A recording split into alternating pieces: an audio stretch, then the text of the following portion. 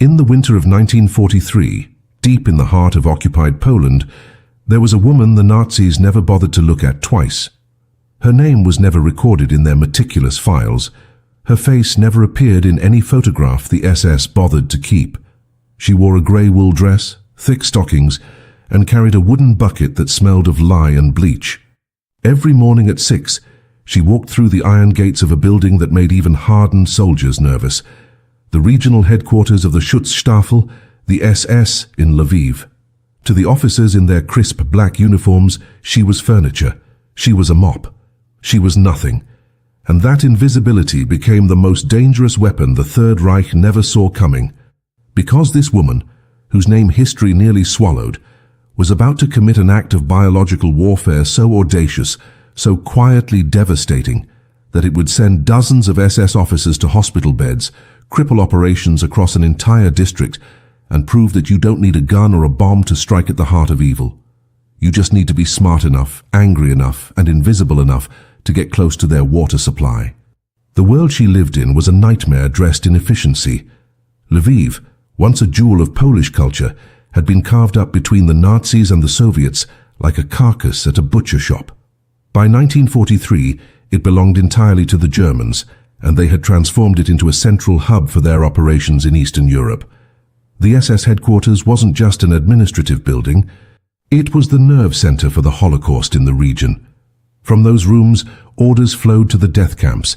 From those desks, train schedules were written that sent thousands to Belzec, to Sobibor, to Auschwitz. The men who worked there wore death as casually as their silver skull insignias. They drank coffee in the morning, signed execution orders before lunch, and went home to play with their children. And every single day, this woman in the grey dress cleaned their floors, emptied their trash and scrubbed their toilets, while they laughed and smoked and planned genocide around her, as if she weren't even human. But she was human. And more than that, she was a scientist. Before the war, she had studied microbiology at the university. She understood the invisible world that lived in drops of water, in specks of dust, in the breath between people. She knew how bacteria multiplied. She knew how diseases spread. She knew that typhus, the ancient killer that had toppled armies from Napoleon's Grande Armée to the trenches of World War I, was caused by a tiny spiral bacterium called Rickettsia prowazekii, and that it could be cultivated, concentrated, and, if you were desperate enough and angry enough, weaponized. The Nazis had taken everything from her. Her husband had been shot in the street during a random reprisal. Her sister had disappeared into the ghetto and never came out. Her city had been turned into a factory of death, so she made a decision that most people would never have the courage or the fury to make. She would turn herself into a ghost with a mission. She would become death, walking through their hallways with a bucket in her hand. The plan was simple in concept, but terrifying in execution. Typhus bacteria could be obtained from the bodies of the sick, from the lice that carried the disease, from the corners of the ghetto where the infection raged unchecked, because the Nazis didn't care if Jews died of disease before they could be murdered in gas chambers. She would need to cultivate it, keep it alive, transport it without detection, and then introduce it into the one place every SS officer touched multiple times a day: the water they drank. Not the kitchen, where military cooks might notice. Not the latrines, where contact was too brief. But the main water reservoir, the central tank that fed every faucet, every sink, every cup of coffee and glass of schnapps that passed Nazi lips. It was an insane idea. It was also brilliant, because typhus doesn't kill instantly. It incubates, it spreads, it mimics the flu at first, making diagnosis slow. By the time doctors realized what was happening, the damage would already be done. For weeks, she prepared. She smuggled vials wrapped in cloth beneath her dress. She learned the patrol patterns of the guards. She memorized which hallways were empty at which hours. She studied the building's infrastructure, the way a general studies a map before an invasion. The water tank was in the basement, behind a locked door that maintenance workers accessed twice a week. She stole a key. She made a copy using a bar of soap and a candle, a trick she'd learned from whispered stories in the resistance. She tested the route a dozen times, carrying nothing, just walking, timing her steps, watching the shadows. The SS men never looked at her, not once. She was a cleaning woman. She was beneath notice. She was already a ghost. And ghosts can walk through walls if you're not paying attention. Then, on a frozen morning in late February 1943, she walked into that basement with her bucket, her rags, and a small glass vial tucked into her apron pocket. Inside that vial swam billions of microscopic soldiers, invisible killers cultivated from suffering and desperation. She opened the access hatch to the water tank. She uncorked the vial, and she poured death into the drinking supply of the men who had murdered her world. Then she closed the hatch, locked the door, and went upstairs to scrub the floors like she did every morning. No explosion, no gunfire, no alarms, just silence. And in that silence, a plague began to spread through the SS headquarters of Lviv, one sip at a time. The first officer collapsed 6 days later. He was a mid-level bureaucrat named Schmidt, a man who processed deportation orders with the emotional investment of someone filing tax returns. On a Tuesday morning, he stood up from his desk to refill his coffee, took 3 steps, and fell sideways into a filing cabinet. His colleagues assumed he was drunk. By Wednesday, he was in the infirmary with a fever of 104 degrees, his skin covered in a rash that looked like someone had splattered red paint across his torso. The military doctor diagnosed exhaustion and prescribed rest. By Friday, 3 more officers were bedridden with identical symptoms. By the following Monday, 12. The headquarters began to smell like a hospital ward, thick with sweat and disinfectant and fear. And through it all, the woman in the grey dress continued to mop the floors, empty the trash, and watch the chaos unfold with a face as blank as winter snow. The SS prided itself on order, on control, on the machine-like efficiency that made them the elite of the Nazi apparatus. But disease doesn't respect uniforms or ideology. Typhus is an equal opportunity killer, and it was spreading through their ranks like fire through dry grass. The symptoms followed a predictable pattern: fever, headache, muscle pain, then the characteristic rash spreading from the torso outward. Within days, victims became delirious. Some hallucinated. Some couldn't stand. The military doctors, trained to deal with bullet wounds and shrapnel, were baffled. They tested for influenza. They tested for pneumonia. They tested for everything except the one disease they never imagined could penetrate their fortress. Typhus was a disease of the poor, of the crowded ghettos, of the filthy Untermensch they were systematically exterminating. It wasn't supposed to touch the master race. But bacteria don't read propaganda, and the invisible army the cleaning woman had unleashed was winning a war the SS didn't even know they were fighting. Panic began to set in by the 3rd week. 47 officers were now sick, and 6 had been transferred to the military hospital in Krakow because the local infirmary was overwhelmed. The commandant of the facility, a man named Obersturmbannführer Dietrich, ordered a full investigation. He suspected sabotage, but he was looking for bombs, for poison in the food, for partisans infiltrating the kitchen staff. It never occurred to him to look at the water. It never occurred to him to look at the woman who had scrubbed his office floor every morning for 8 months. She had become part of the architecture, as invisible as the pipes in the walls. Meanwhile, the resistance networks in Lviv were hearing rumors. Whispers began to spread through the underground that something was happening at the SS headquarters, that the Germans were sick, that operations were slowing. No one knew why. No one knew how. But hope, even the faintest spark of it, was enough to keep people alive for one more day. The woman knew she was playing a game with an expiration date. Sooner or later, the Nazis would figure it out. Sooner or later, a competent doctor would test the water, or someone would notice her near the basement, or a guard would start asking questions. Every morning she walked through those gates knowing it might be her last, but fear had become something abstract to her. Something that belonged to a version of herself that had died when they shot her husband. What remained was purpose. What remained was the quiet satisfaction of watching SS officers stagger through hallways they used to strut through like gods. She had turned their own building into a trap. She had made their headquarters sick from the inside out. And every cup of water they drank, every meal they washed down, every casual conversation over coffee was another opportunity for the bacteria to spread, to multiply, to do what she could never do with her own hands. Make them suffer, By early March, the death toll began. The first to die was an Oberscharführer named Kepler, a man who had personally supervised the liquidation of the Lviv ghetto. He died in delirium, calling out for his mother, his body wrecked by fever and organ failure. 2 more died within 48 hours. The SS shut down entire wings of the building. They brought in specialists from Berlin. They scrubbed every surface. They interrogated the kitchen staff, and still people kept getting sick. Because the source was still there, still invisible, still untouched. The woman in the grey dress continued to work. She continued to watch, and she continued to wait for the moment when invisibility would no longer be enough to save her.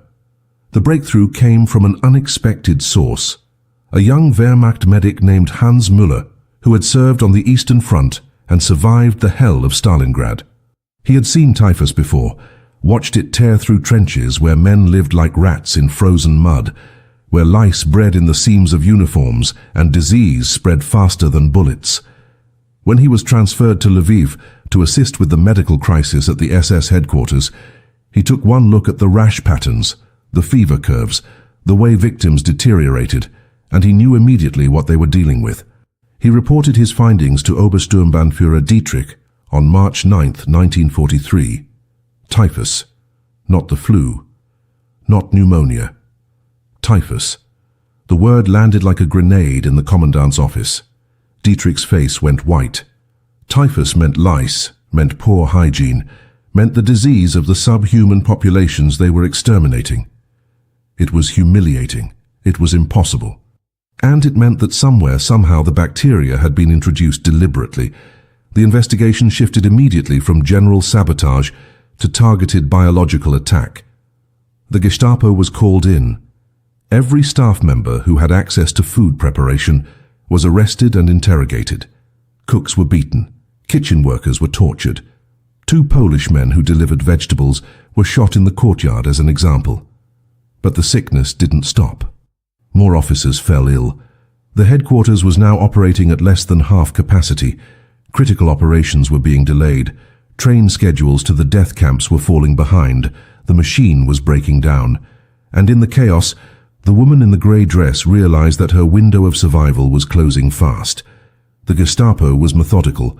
They would eventually test everything. They would eventually reach the water supply. And when they did, they would backtrack through every person who had access to the basement. Her name was on a list somewhere. Her face would be remembered. The invisibility that had protected her was about to become a spotlight. She made her decision on the night of March 12th. She would not wait to be caught. She would not give them the satisfaction of a confession extracted through torture. She had already done what she came to do. 73 SS officers had been infected. 8 were dead. Dozens more would carry the effects of typhus for months, weakened, compromised, unable to perform their duties with the ruthless efficiency the Reich demanded.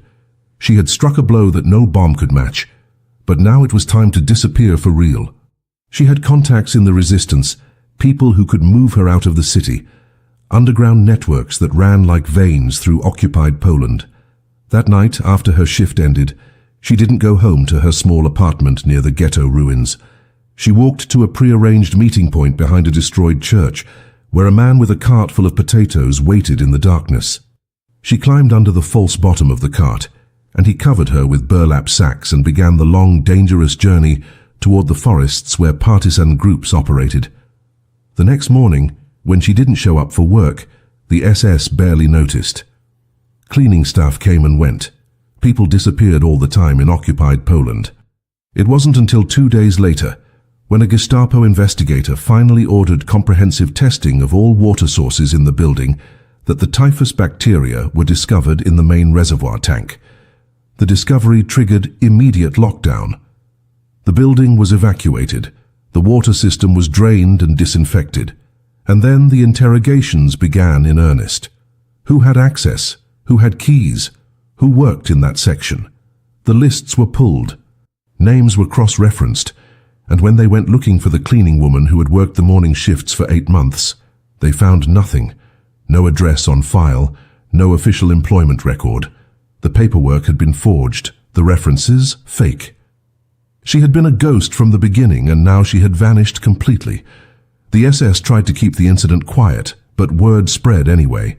Through the resistance networks, through the whispers in the surviving Jewish communities, through the underground newspapers that circulated in secret.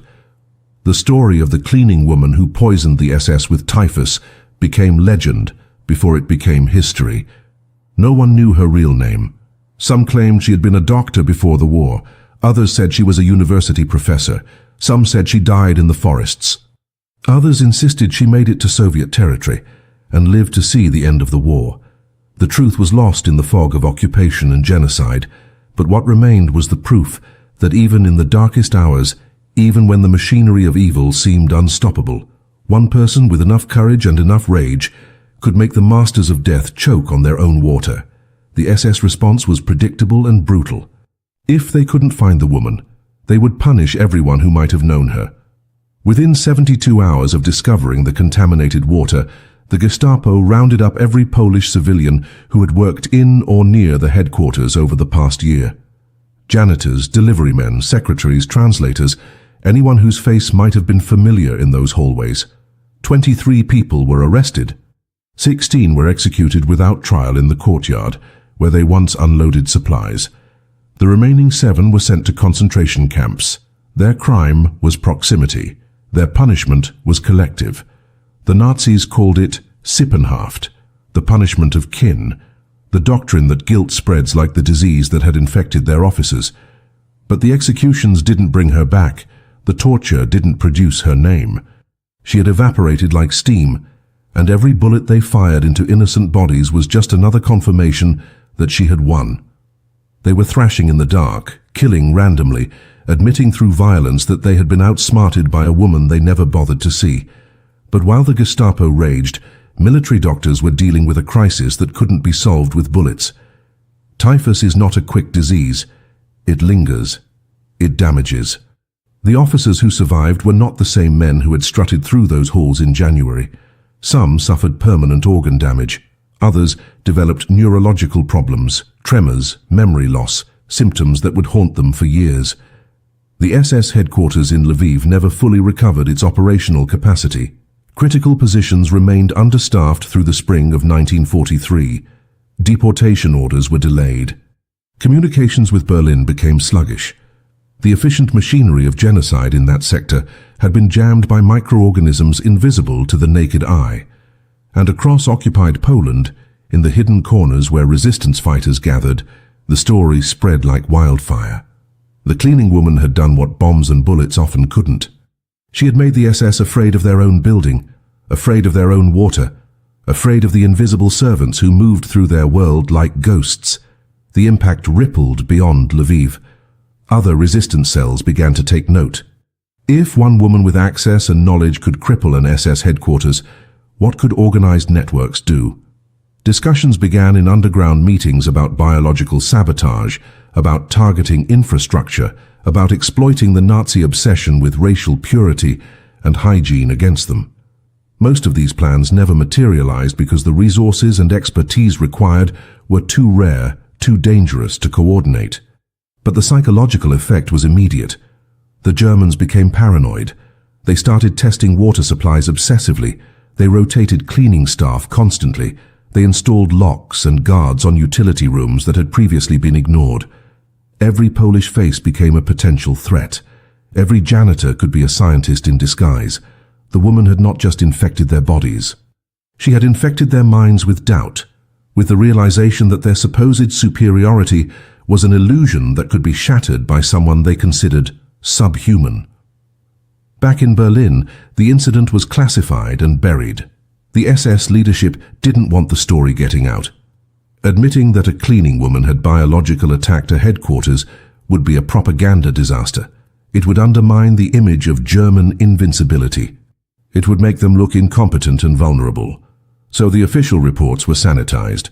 The outbreak was blamed on contaminated food supplies from local vendors. The civilian executions were listed as routine anti-partisan actions. The woman was erased from the paperwork as if she had never existed, but erasure from official records is not the same as erasure from memory.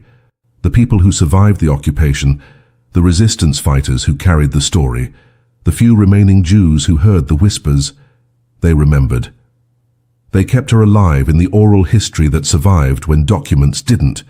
And somewhere in the spring of 1943, whether she was hiding in a forest camp with partisans, or buried in an unmarked grave, or living under a new name in a distant village, the woman knew what she had done. She had looked into the face of absolute evil, into the machinery designed to erase her people from existence, and she had fought back with the only weapons she had, her invisibility, her intelligence, and her willingness to become something the Nazis never anticipated. Not a soldier, not a spy, but a ghost with a vial of death, walking through their headquarters every morning with a bucket in her hand and rage in her heart. She had turned their arrogance into their vulnerability. She had proven that the smallest hands can strike the deepest wounds, and in doing so, she became one of the most dangerous people the Third Reich never saw coming. To understand the magnitude of what this woman accomplished, you need to understand what typhus meant to the German military machine. This wasn't just another disease. Typhus had been the invisible enemy of armies for centuries, killing more soldiers throughout history than all the swords and bullets combined. During World War I, typhus killed millions on the Eastern Front, decimating Russian and Serbian forces, turning military hospitals into death houses. The Germans were obsessed with preventing it, which is partly why they were so fanatical about quarantine measures in the ghettos, why they shaved heads and burned clothing and treated disease as a weapon of racial contamination. Their entire public health apparatus was built around the terror of epidemic disease spreading from the populations they oppressed into their own ranks, and now it had happened. A single woman had done what their worst nightmares imagined. She had deliberately crossed that barrier, had weaponized the very contamination they feared, and had infected the elite core at the heart of their operations. It was their racial ideology turned into a boomerang.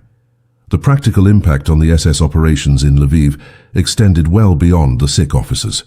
When an organization loses 73 personnel to illness and 8 to death within a month, the institutional knowledge evaporates.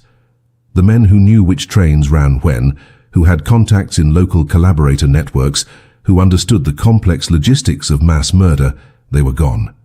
Replaced by transfers from other regions who had to learn the territory, rebuild the relationships, figure out the systems. Efficiency dropped. Mistakes were made. In April of 1943, a transport train carrying deportees to Belzec was delayed by 3 days because the officer who normally coordinated the schedules was still recovering from typhus-induced delirium. Those 3 days meant 3 more days of life for the people on that transport. It wasn't salvation, but it was time. Hand in the calculus of the Holocaust, where every minute mattered, where the Nazi machine depended on clockwork precision to achieve industrial-scale murder, even small disruptions could mean the difference between life and death for individuals caught in the machinery. The woman's action also had an unintended consequence that rippled through the Nazi medical establishment. The discovery of typhus in the water supply triggered a wave of inspections across occupied territories. Other headquarters, other military installations, other administrative buildings suddenly became suspicious of their own infrastructure. Resources were diverted, medical personnel were reassigned, laboratories that had been working on other projects were redirected to test water supplies and screen personnel. It was a massive expenditure of energy and attention, all because one person had exploited a vulnerability the Germans thought impossible. In the grand strategy of World War II, this wasn't a turning point. It didn't change the outcome of battles or shift the front lines. But in the shadow war of resistance, in the daily struggle of occupied peoples trying to survive and strike back however they could, it was a masterclass in asymmetric warfare. She had fought with biology instead of bullets, with patience instead of explosives, and she had achieved something remarkable. She had made the SS afraid. Fear is a weapon that cuts both ways. The paranoia that followed the Lviv incident made the Germans more brutal, more suspicious, more likely to execute civilians on the slightest pretext. But it also made them less efficient. Every moment spent checking water supplies was a moment not spent on their primary mission. Every cleaning woman who was now viewed with suspicion and rotated out of position was another disruption to routine. Every lock installed on a utility closet, Every guard posted in a basement, every test run on drinking water was a tax on their resources, a tiny drain on the machine that added up over time. The woman had created friction in a system that depended on frictionless operation. She had introduced doubt into an ideology built on absolute certainty. And in doing so, she had demonstrated what resistance could look like when you had nothing left to lose and everything to fight for. But perhaps the most important impact was symbolic. In a world where the Nazis seemed omnipotent, where their victories stretched from the Atlantic to the outskirts of Moscow, where they had industrialized murder and turned genocide into bureaucracy, this woman proved that they were not invincible. She proved that intelligence and courage could overcome raw power. She proved that the people the Nazis dismissed as subhuman could outwit the supposed master race. Her story, passed through resistance networks and whispered in hiding places, became a spark of hope in the absolute darkness of occupation. It told people that fighting back was possible, that even the smallest acts of sabotage mattered, that the Germans were not the unstoppable machine they claimed to be. They could be hurt, they could be frightened, they could be beaten. And all it took was one person willing to walk into the mouth of hell with a vial in her pocket and death in her heart.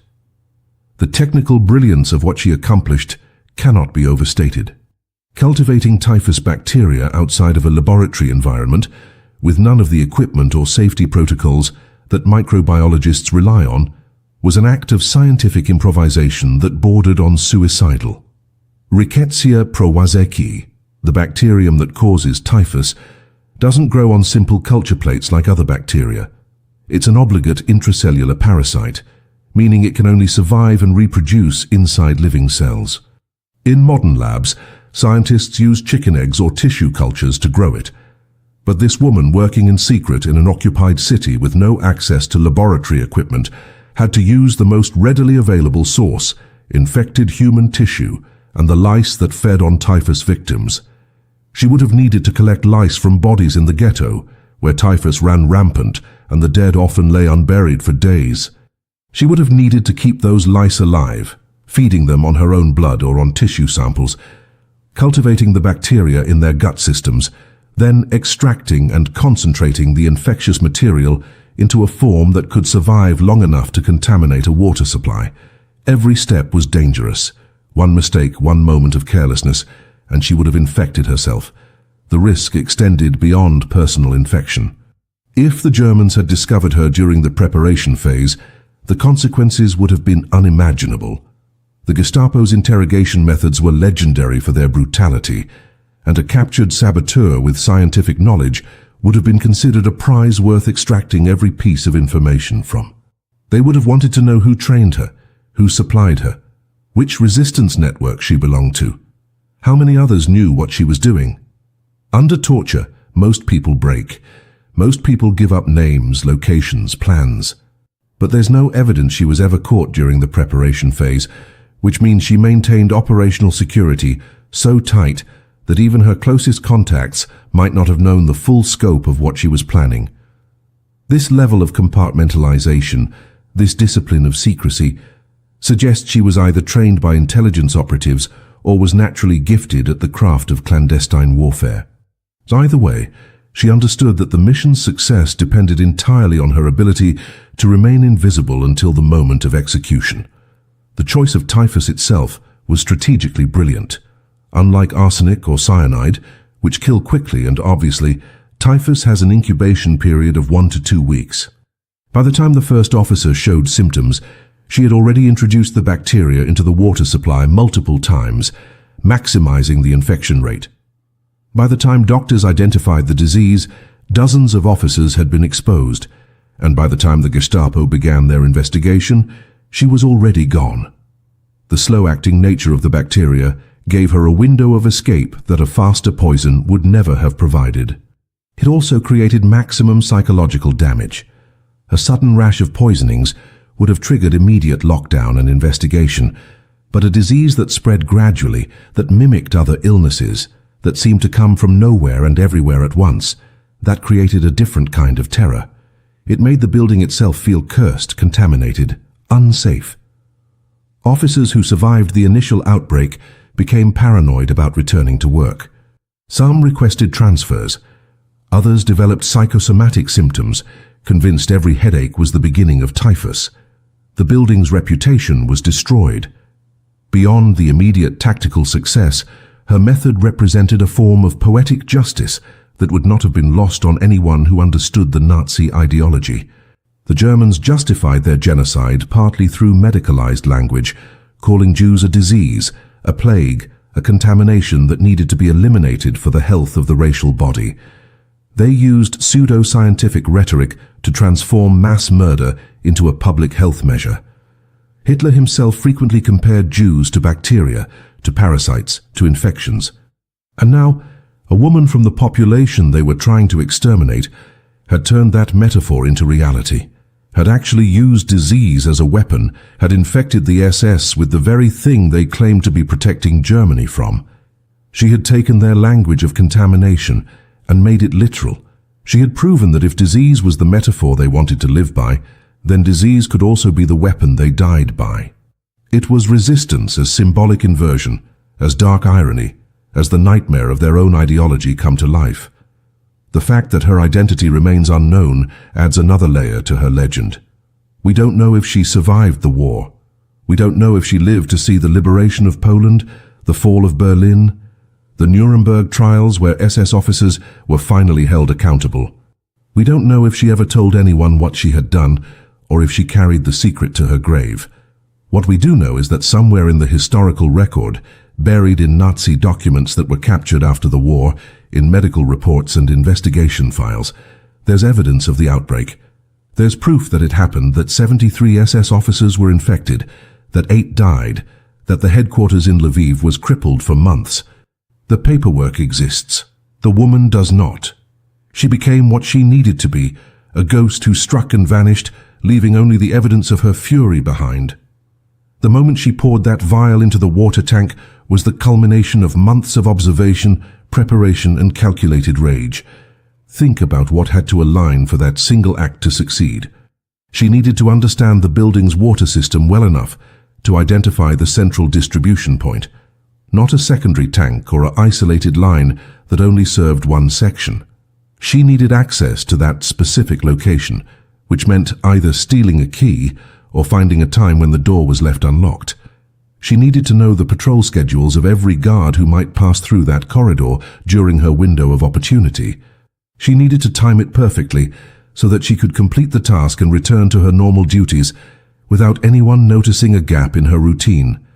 And she needed nerves of absolute steel, because the moment she opened that access hatch and held that vial over the water supply, she was holding the fate of dozens of men in her hand and gambling her own life on a bet that no one would walk through the door in the next 60 seconds.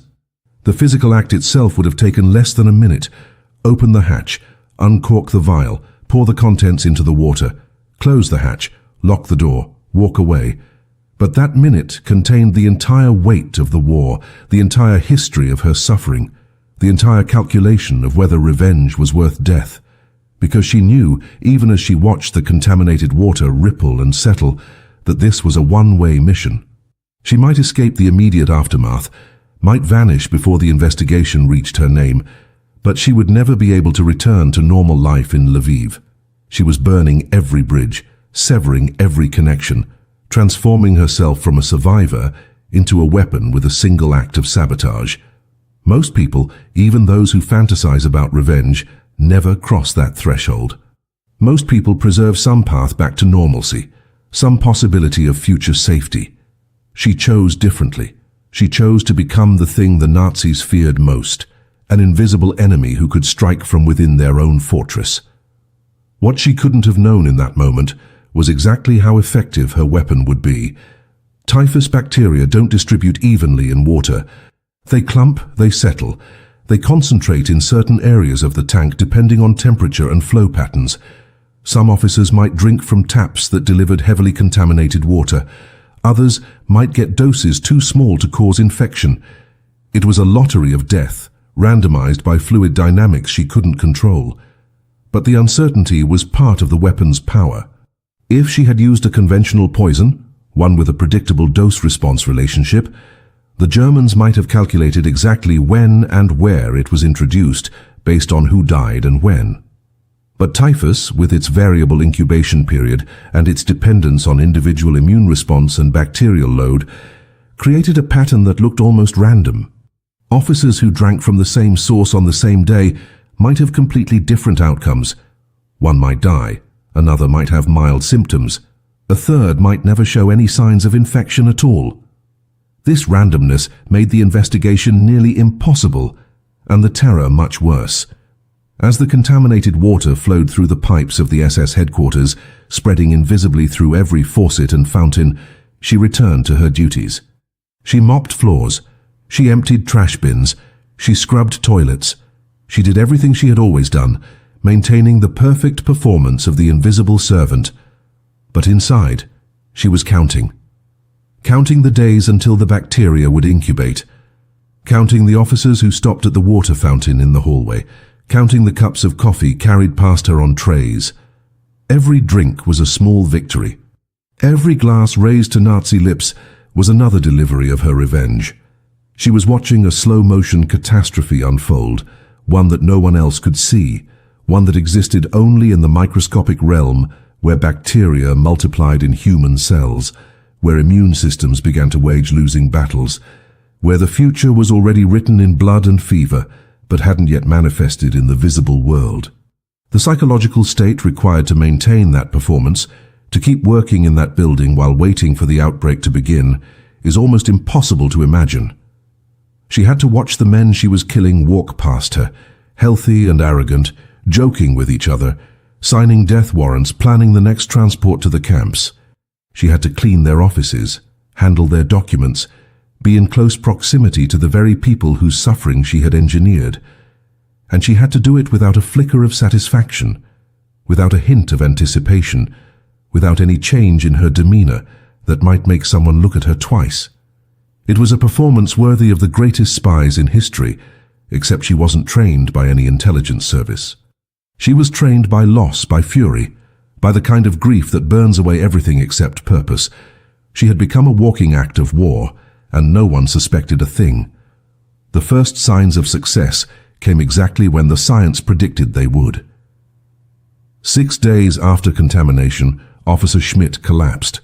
She would have heard about it, probably saw the commotion as colleagues rushed to help him, watched the confusion on their faces as they tried to understand why a healthy man had suddenly fallen ill. But she showed nothing. No relief, no satisfaction, no flicker of recognition that this was the beginning of what she had set in motion. She simply continued sweeping, her face a mask of indifference, playing the role she had perfected over months of invisible servitude. But inside, she must have felt something profound. Vindication, perhaps. Or maybe just the cold confirmation that her calculations had been correct, that the bacteria had survived in the water, that the infection was real. Schmidt was just the first domino. More would fall.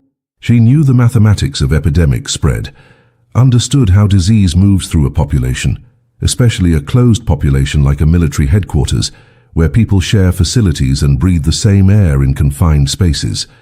As more officers fell ill over the following days, the building descended into controlled chaos. She watched the transformation from order to panic with the same blank expression she wore every day. Medical personnel arrived. Quarantine protocols were implemented.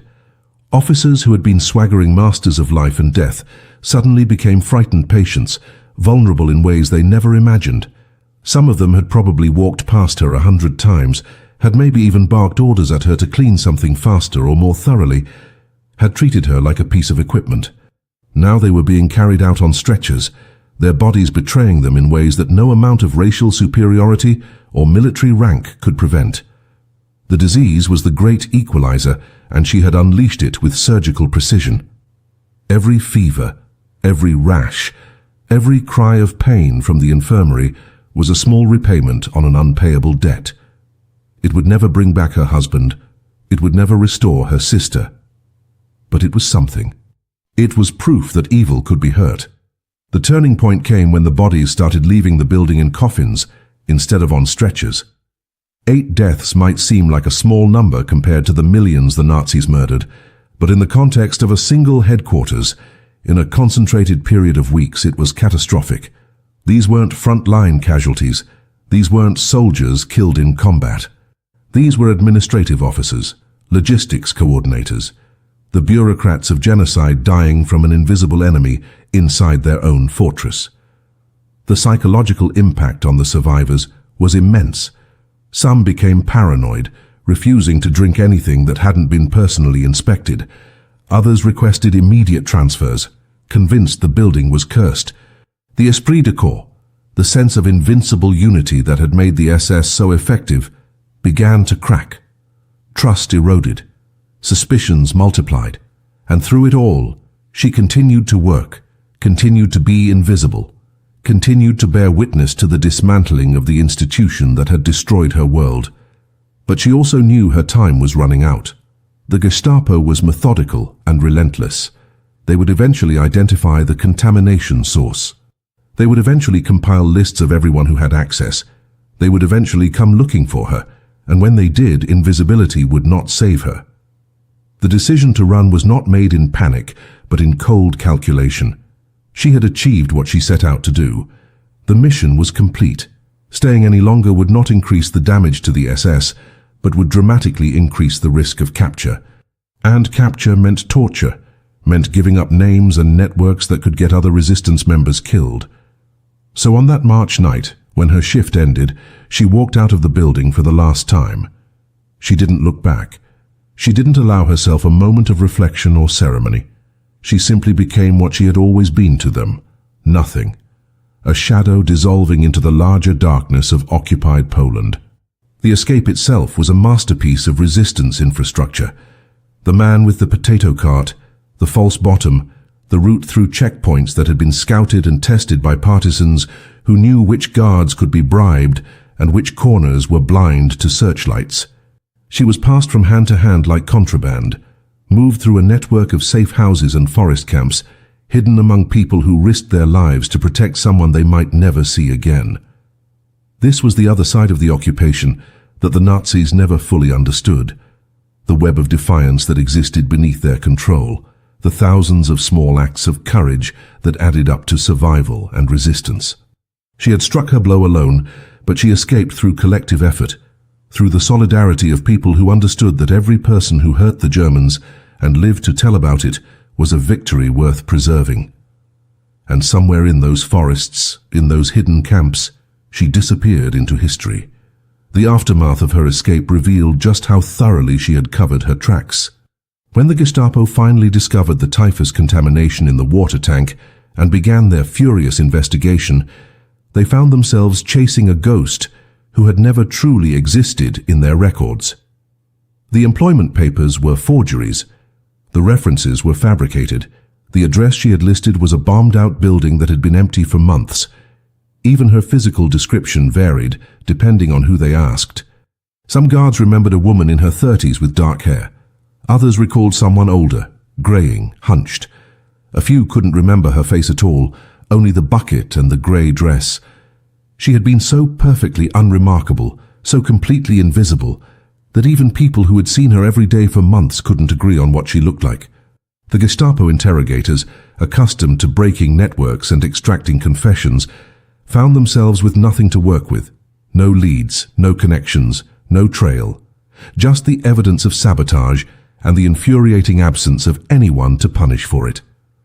The reprisals that followed were brutal but unfocused, which was perhaps the clearest evidence of German frustration. 23 people arrested, 16 executed, 7 sent to camps. But none of them were her, and the Gestapo knew it. They were killing people to send a message, to reassert control, to demonstrate that sabotage would be met with overwhelming force. But the message fell flat because the person they really wanted was beyond their reach and everyone knew it. The executions didn't deter future resistance. If anything, they validated what the cleaning woman had proven. That the Germans could be hurt, that their system had vulnerabilities, that one person with courage and intelligence could strike a blow that all the collective punishment in the world couldn't undo. The bodies in the courtyard were not a warning. They were an admission of failure dressed up as strength. Meanwhile, the SS headquarters in Lviv, never recovered its pre-outbreak effectiveness. Even after the water system was drained, disinfected, and declared safe, officers remained paranoid. Some brought their own water from outside. Others insisted on boiling everything before drinking. The psychological contamination lasted far longer than the biological one. Productivity remained depressed through the summer of 1943. Personnel transfers out of Lviv increased as officers sought assignments anywhere else, even frontline positions that were objectively more dangerous. The building had become tainted, not just by disease, but by the memory of vulnerability. And in the calculus of military effectiveness, a headquarters that people feared and distrusted was almost as useless as one that had been bombed into rubble. She had achieved strategic disruption without firing a single shot. The story spread through resistance networks with the speed and mutation of the disease itself. In some versions, she was a scientist who had worked at the university before the war. In others, she was a nurse who had lost her family in the ghetto liquidations. Some stories claimed she poisoned multiple Nazi installations before disappearing. Others said she died in a firefight with German soldiers while trying to reach partisan territory. The details varied, but the core remained constant. A woman had infiltrated the SS headquarters, had poisoned their water supply with typhus, and had escaped before they could catch her. The story became a template, a proof of concept that ordinary people could fight back against the machinery of genocide. Other resistance cells began planning similar operations, not all successful, not all as dramatic, but all inspired by the principle she had demonstrated. Intelligence over force, patience over impulse, invisibility as armor. By the time the Red Army liberated Lviv in July of 1944, the SS headquarters was a hollow shell of what it had been. The typhus outbreak was one factor among many. The years of partisan warfare and strategic bombing and the grinding attrition of the Eastern Front all played their part. But for the people who had lived through the occupation, who had survived in the shadows while genocide raged around them, the story of the cleaning woman held a special place. It was proof that resistance was possible. It was evidence that the Nazi claim to invincibility was a lie. It was a reminder that even when everything had been taken, when all hope seemed lost, when survival itself was an act of defiance, there was still a way to fight back. And sometimes, the most devastating weapons weren't carried by soldiers or dropped from planes. Sometimes they were carried in a vial, hidden in an apron pocket, wielded by a woman the conquerors never bothered to see. The woman's true identity has never been conclusively established, and that anonymity is perhaps the most fitting aspect of her legacy. In the decades after the war, historians and researchers combed through Soviet archives, interviewed survivors, cross-referenced resistance records, trying to put a name to the face that no one could quite remember. A few candidates emerged. A woman named Stefania, who had studied biology in Lviv before the invasion. Another named Irena, who lost her family in the ghetto and was known to have connections with partisan networks. But none of the evidence was definitive. None of the testimony concrete enough to say with certainty, this was her. And maybe that's exactly as it should be. Because her power came from invisibility, from being overlooked and underestimated, from representing every person the Nazis dismissed as insignificant. Giving her a single name, a single biography, would diminish what she represents. She is every cleaning woman, every servant, every invisible worker who moved through the machinery of oppression and chose to become a saboteur. She is the embodiment of resistance from below. What we do know, from captured Nazi documents and medical records preserved in archives, is that the outbreak was real and devastating. A 1943 SS report, discovered in Soviet files after the war, confirms that 73 officers at the Lviv headquarters contracted typhus between February and April. 8 fatalities are documented. The report attributes the outbreak to sabotage, but admits that the perpetrator was never identified. The document is clinical, bureaucratic, stripped of emotion, but between the lines, you can read the humiliation. The SS, who prided themselves on total control, on the ability to track and eliminate any threat, had been defeated by someone they couldn't find, couldn't name, couldn't even describe with accuracy. The report recommended enhanced security protocols, additional screening of civilian staff, and increased surveillance of water supplies at all installations across occupied territories. In other words, one woman's action forced a systemic response that diverted resources and attention across the entire Nazi apparatus in Eastern Europe. The broader significance of her story extends beyond the tactical success. In the narrative of World War II, we often focus on the great battles, the strategic turning points, the decisions made by generals and politicians. We talk about Stalingrad and D-Day and the atomic bomb. But the war was also fought in thousands of small, invisible acts of resistance. The forger who created false identity papers, the farmer who hid Jews in his barn, the railway worker who sabotaged train schedules, the radio operator who passed intelligence to the Allies, and the cleaning woman who poisoned the water supply. These acts didn't change the outcome of the war by themselves, but collectively they represented something profound: the refusal to submit, the determination to fight back even when the odds were impossible, the assertion of human dignity and agency in the face of mechanized evil. Her story reminds us that heroism doesn't always look like soldiers storming beaches. Sometimes it looks like patience, intelligence, and the courage to turn yourself into a weapon when you have nothing left to lose. Today, there is no monument to her. No memorial plaque marks the building where she worked, which was rebuilt after the war and now serves a different purpose. No museum exhibition tells her story in detail. She exists in the margins of history, in academic footnotes and archived documents, in the fading memories of a generation that lived through the occupation. But her absence from official memory is not the same as insignificance. In fact, it's the opposite. Because the stories that survive without institutional support, that get passed down through oral tradition and whispered remembrance, often carry a truth that official histories miss. They remind us that the war was not just fought by armies and governments, but by individuals who made impossible choices in impossible circumstances. They remind us that resistance can come from anywhere, that courage doesn't require a uniform, and that the people in power dismiss at their own peril are often the most dangerous. The cleaning woman who poisoned the SS headquarters with typhus bacteria represents a question that echoes across history. What would you do if you were invisible? If the people who held power over life and death looked through you as if you didn't exist? Would you accept that invisibility as protection and try to survive? Or would you weaponize it, turn it into camouflage, use it to strike at the heart of the system that dismissed you? She chose the latter. She looked at the Nazi machine, at the industrialized genocide, at the fortress of evil that the SS headquarters represented, and she decided that one person with knowledge and rage could make a difference. She was right. 73 infections, 8 deaths, months of operational chaos, and a ripple of fear that spread through the occupation infrastructure, all because they never bothered to see her. All because they assumed that a woman with a mop and a bucket could never be a threat. That assumption was their fatal mistake, and her eternal victory.